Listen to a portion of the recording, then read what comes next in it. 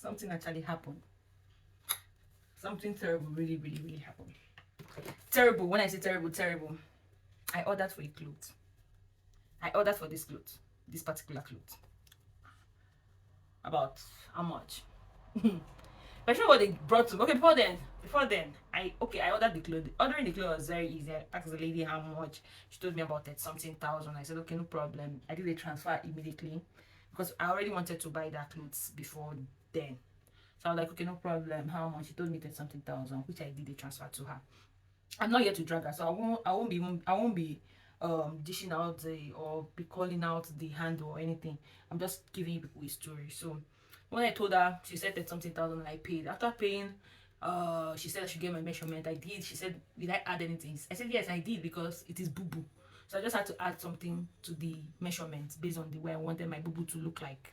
And she was like, no, I should go and get my own particular measurements so that she has her the inch she's going to add. I said, okay, no problem. I had to go back because I just newly relocated to Abuja. So I just had to go back again, look for the woman, beg the woman, and the woman was like, okay, no problem. She did the measurements. I sent back to the handle, and I asked her when am I expecting my clothes. She said in the next 2 weeks, which I said fine. So after 2 weeks, 2 weeks later, I reached out to her again. She was like, oh, she didn't answer me. Then later she was like, oh, she's going to send out the clothes. After 2 weeks, 4 days, she hasn't still sent out. I still reached out. So on the day she actually sent the delivery, the guy claimed he came to my house and they were calling my number. It wasn't reachable. So I had to go back to the number I sent to them. I found out that I sent my number instead of 76, I sent 75 as in the last two number ending it. So I had to resend my number. So everyone in Abuja know what H Medics is. So I was at H Medics, very close to my house. Like even it's actually walkable, trekkable, strollable. This guy called me. I was like, "Ah, where am I?" That he's about to bring my clothes. I was like, okay, please, I'm at H Medic, but you can bring it. That he can bring it, and he said, okay. Then how much am I going to give him? I was like, how much is the delivery? It was like he didn't tell me how much the delivery was initially, but just like, how much am I going to give him? He said I should give him 5,000. Give him 5,000 to bring the clothes. Why? Why should I give you 5,000 naira? It's not making any sense to me. So I told him I'm giving you 3,000 if you're coming. He said okay. So that night he claimed to come.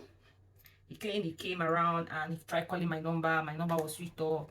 I told him one, my number can never be switched off. Never. So either you did not come or I don't know what you're talking about.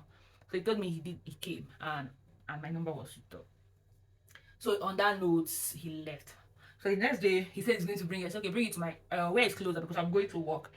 I work at Secretariat in Abuja. So coming down to Gwarimpa or bringing it to my office in Secretariat. And he said, we would prefer to come to Secretariat since it's closer to where he's coming from. That he's coming from Lugbe. I was like, okay, no problem. He said, give him. The problem is I'm going to give him about 4,000 naira for bringing. I was like, well, yesterday we just spoke about me giving 3,000 naira. And why are you making it 4,000 naira again today? And he said, that the main thing is that he came, I wasn't around, so therefore I must pay him the 4,000 naira. I told him, Mr. Man, I'm not paying you 4,000. I did help business. I do way bill. I can't pay you 4,000 naira to come and just take care for me from clothes from Lugbe to my house or to my office. You claim my office is even closer. I said I can't pay you such amount. So it's just I was like, please return my clothes back to the woman and give it to him. And the boat guy was like, he's not going to return it. That if he's going to return it, I still have to pay him the 4,000 naira for him to return it. I said how? I told him, I don't know, come rain, come shine, I'm not going to do anything. I'm not going to give you any money. And he kept on arguing. I think, please, I'm traveling. One, I was meant to use this clothes to travel. But since you didn't come around, I should definitely travel with it. Travel like that. I won't kill myself. So he said, no problem. I reached out I reached out to the woman, the vendor, and she was telling me that it's not her business. I need to sort the boat guy. I was like, madam, I didn't do any business with boat guy. He's your rider. You ordered him. So it's your duty to clear this man, not me bargaining price with him. No more. All I have done in this Abuja is you book and call me. I'm making your delivery, ma'am. So amount is your money, and I'll say, okay, fine. Sometimes if you book and tell me this is, and I'll be like, please kindly look for something cheaper or lesser. So This one did not. He did not. She did not actually reach out to me. She didn't say anything to me. So she was just like, I should go and sort out the guy. Speaking, I was like, Ajia, I don't even know you, but I just feel like I should patronize you, please. Anyway, I'm traveling. You can sort him out. I don't know. Collect the clothes back from him because I'll be traveling and I won't be wearing it again. She was like, okay, no problem. So after the whole thing, I traveled. I came back. When I came back, I had to reach out to her again. I told her that I'm back. Since I'm back, and I have my clothes, so she's not sent the clothes. Even the day she even sent, I wasn't around. I had to call my neighbor to pick it up for me.